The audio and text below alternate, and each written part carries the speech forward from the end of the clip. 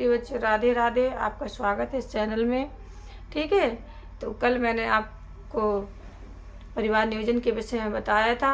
अगर आपको पसंद आया हो, ठीक है, हमारा पढ़ाया हुआ आपको कुछ भी समझ में आ रहा हो तो लाइक कीजिए, सब्सक्राइब कीजिए, ठीक है, और शेयर कीजिए अपने दोस्तों को।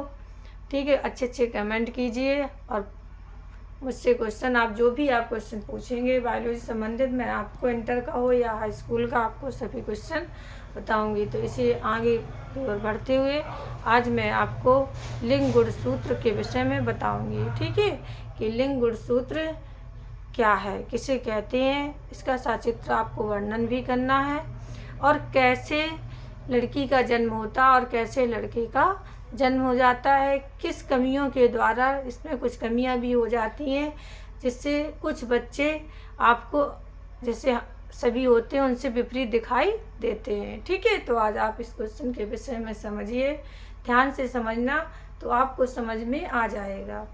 ठीक है, तो सबसे पहले लिंग गुणसूत्र किसे कहते हैं। तो मानव शरीर में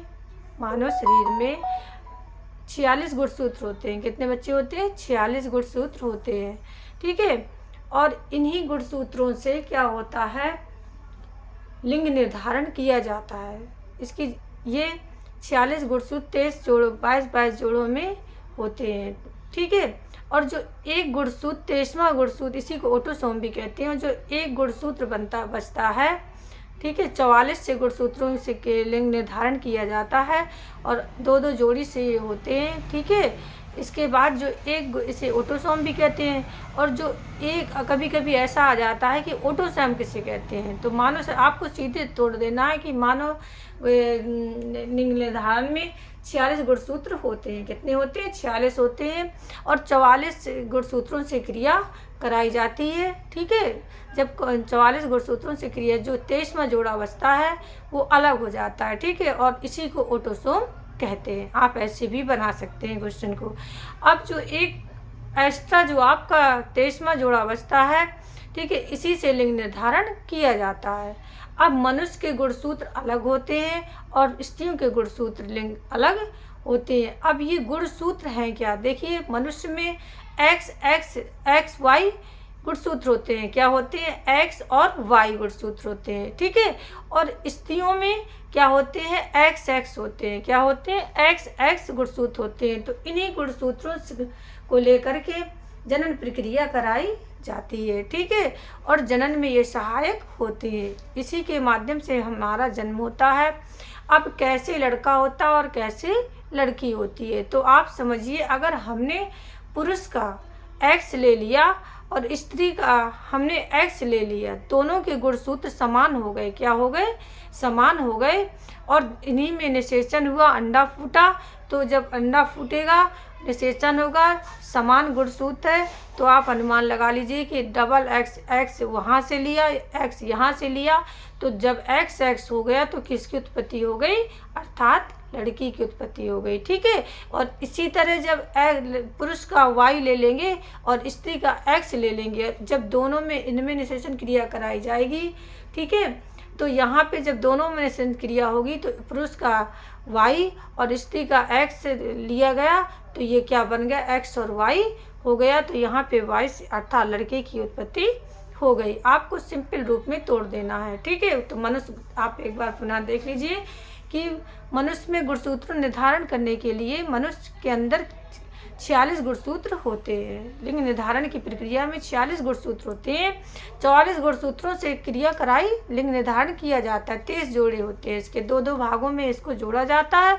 ठीक है, एक भाग 23वां जो जोड़ा होता है उसको छोड़ दिया जाता है। ठीक है, 46 गुणसूत्रों से क्रिया नहीं होती। अगर 46 गुणसूत्र, और देखिए हमने बताया था आपको कि किसी किसी बच्चे में आपने देखा होगा अजीब से लक्षण आ जाते हैं। जैसे आपने देखा होगा मंगोलिकता हो जाती है, उठ बैठ नहीं पाते हैं बच्चे। ठीक है, जैसी अवस्था में जन्म लेते हैं वैसे ही रह जाते हैं, उनका दिमाग काम नहीं करता है। तो ये क्यों हो जाता है? ये गुणसूत्रों की कमी। ये कोई, आप लोग सोचते होंगे कि ये ईश्वर द्वारा हो जाता है, तो ये ईश्वर द्वारा नहीं। देखो, हम विज्ञान के ज़माने में है और विज्ञान आज आगे बढ़ चुका है। तो आप एक एक चीज़ को समझिए कि ये किस कमी के कारण ऐसे बच्चे पैदा हो जाते हैं। तो जो 23वां गुणसूत्र जो हमने छोड़ा, ठीक है, अगर किसी बच्चे के जन्म के समय 46 गुणसूत्र पूरे के पूरे पहुंच जाते हैं, ठीक है, तो उस बच्चे में मंगलोकता या आदि बीमारियां उसमें आ जाती हैं, ठीक है। उसका दिमाग काम नहीं कर सकता, शरीर की बॉडी काम नहीं कर सकती है, अनेक प्रकार के वो रोगों से ग्रसित हो जाता है, ठीक है। तो इसी के विषय में आप समझिए, ध्यान दीजिए कि कुछ नहीं है इसमें, सीधे 46 गुणसूत्र होते हैं, 44 गुणसूत्रों से हम क्रिया कराते हैं, ठीक है। इसे लिंग निर्धारण कहते हैं। जो 23वां जोड़ा बचता है वो लिंग निर्धारण प्रक्रिया से अलग हो जाता है। और इसी के बाद हम जो क्रिया करते हैं, जब किसी बच्चे में 44 गुणसूत्रों